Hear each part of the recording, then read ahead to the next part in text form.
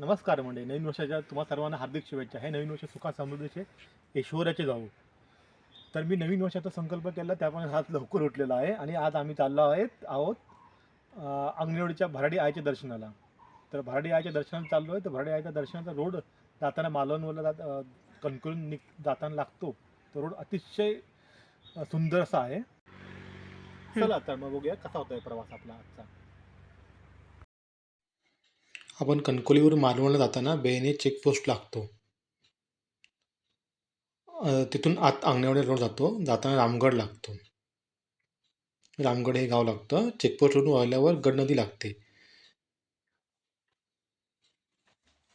जी गडनदी जानवली व गडनदी मिळून एकच मोठी गडनदी तयार होते.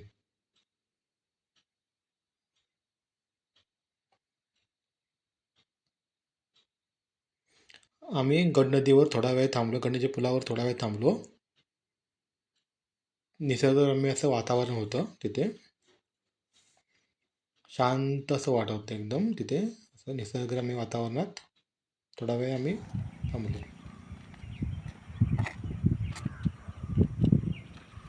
तिथून पुढे गेल्यावर विरांचा हा आठवडी बाजार लागतो. पंचकोशीत विरण हेच मोठं गाव आहे.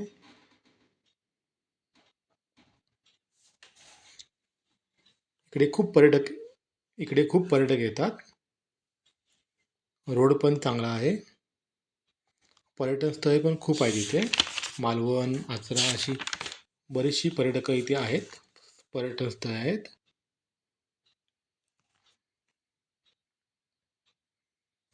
निसर्गरम्य असा रोड आहे. चांगला असा रोड आहे.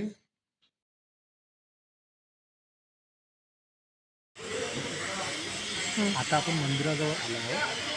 मंदिराचं कसं आहे, मंदिराची तारीख ठरल्यापासून ते मंदिराच्या जत्रेपर्यंत, देवीच्या जत्रेपर्यंत ओटी भरत नाही. पण आपण नारळ घेऊन चाललो आहोत देवीला द्यायला. पण ओटी भरत नाही देवीची. ते मंदिराचं काम चालू आहे. मंदिराची छोटी प्रतिकृती पण इथे केलेली आहे. मंदिराचा आवार खूप मोठा आहे. भाविकांची संख्या पण दिवसागणिक इथे वाढत आहे. मंदिर हे आग्नेय कुटुंबियाचे आहे.